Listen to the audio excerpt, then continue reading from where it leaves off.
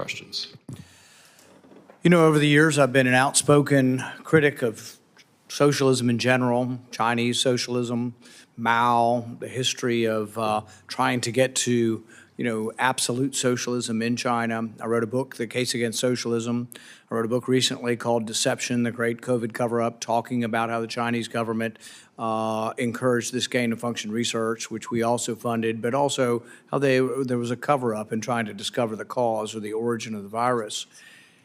That being said, I'm worried about legislation that begins to ban trade with China. If you say, oh, we're going to only ban consultants that do consulting for the Chinese Communist government, we don't want them doing business with our government then. We're not going to prevent them from doing business, but they can still do it, but they lose government. The problem with that is that government's such a big consumer in our country of it, they probably will have to give up one or the other.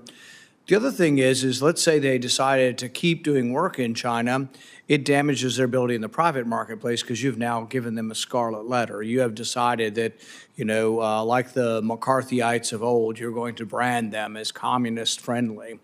This could be consulting, but, we've mentioned some big companies. Microsoft has done business, maybe a little less than they used to, but they have done business in China. So is Apple. And they agree to things that we might disagree with.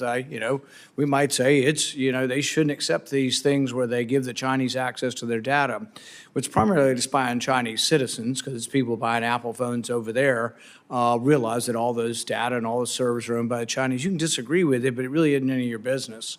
Now you can say, well, we're going to ban Apple then from doing work with the U.S. government. Half the people on this, dais have Apple phones. We're going to prevent anybody from government from having Apple phones because Apple has made this compromise to do business in China. I think that Mr. Riley mentioned the slippery slope. The slippery slope goes on and on and on, and it's, where do you end?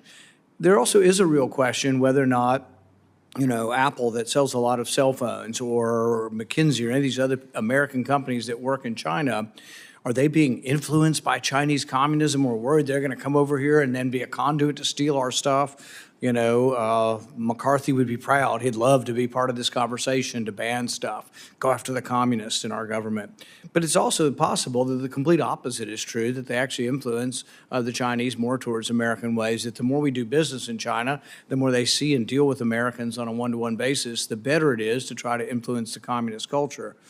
Look, we tried this in Cuba. Let's get those commies. Let's quit trading with communist China. We'll defeat the Castros. Well, guess what? It didn't work. It objectively didn't work. Over a 40, 50-year period, communism didn't necessarily thrive, but continued under the iron fist of the Castros. Trade embargoes don't work. Sanctions, frankly, don't work. And you say, well, the Chinese do all this stuff. Well, what are they doing? Are they doing it de novo out of nowhere? No, and we don't like a lot of it. Some of it is theft. Some of it's downright illegal, and we ought to do stuff about things that are illegal. If any contractor's, coordinating something that's illegal, they ought to be banned from doing business without question. Illegal. But the thing is that we put all these sanctions on China. Some of the things China does aren't de novo. They aren't out of nothing. They do it in response to things we do to them. This is the way trade wars work. It's not really been a trade war, although there's some of that now, but it's been the sanctions after sanctions. And everybody comes in from the State Department, I say, well, how are those sanctions working? Can you name me one Chinese policy where they've changed their policy because of a sanction? No, they just get annoyed with us, and they go further towards Russia and further towards Korea. That's what's going to happen from all this. Every day there's a new bill banning business with China. We still, 10% of our trade is with them. You guys want to end it? People want to end it tomorrow? You'll have no antibiotics. You won't have any pharmaceuticals. Trade is good, and we need to, I said in my opening, the average taxpayer still is saving $1,000 or $1,500 from trade with China. As you begin to ban things, as you ban consultants, there is collateral damage to these companies because you can't be a company in most of America being banned from U.S. government business because the U.S. government's a big purchaser. But also it kills your private business too. Who wants to do business with, communist-loving ex-company that does business with communists? So just, we've got to take a breath and step back from all of this.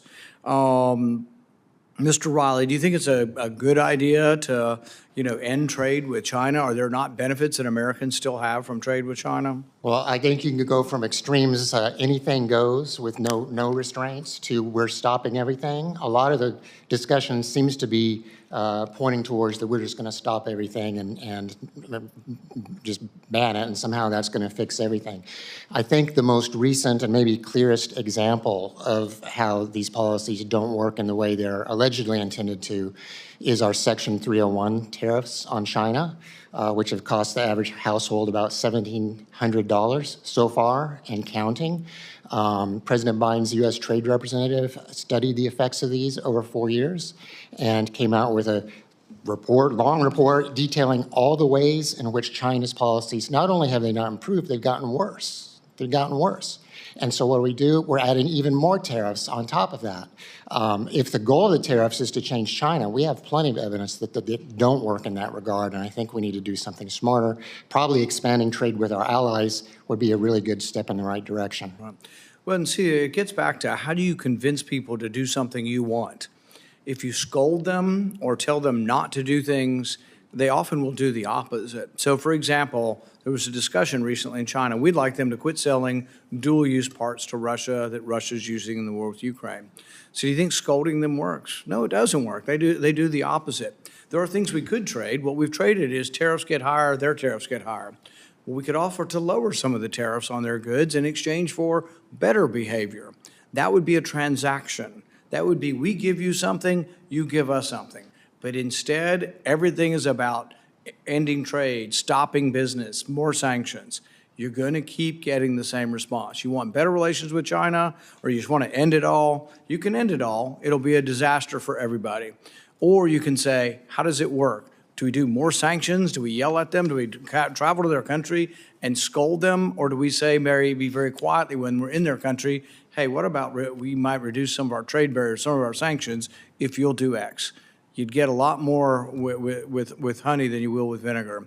And this is a big trade, and a big issue, and bigger than even this particular panel. But we have to have these discussions, and it's go on and on, because every day there's a new bill that bans trade and bans companies from China. Many of these employ Americans in my state and other states, and we need to get away from this protectionism and remember what Bastiat said: when goods don't cross borders, soldiers will. Thank you. Senator Hall, you're recognized for your questions. Thank you very much, Mr. Chairman. Thank you for calling this hearing. Thanks to each of the witnesses for being here today on this important topic. Dr. Doshi, if I could just start with you. Since 2008, the McKinsey Company has done nearly $1 billion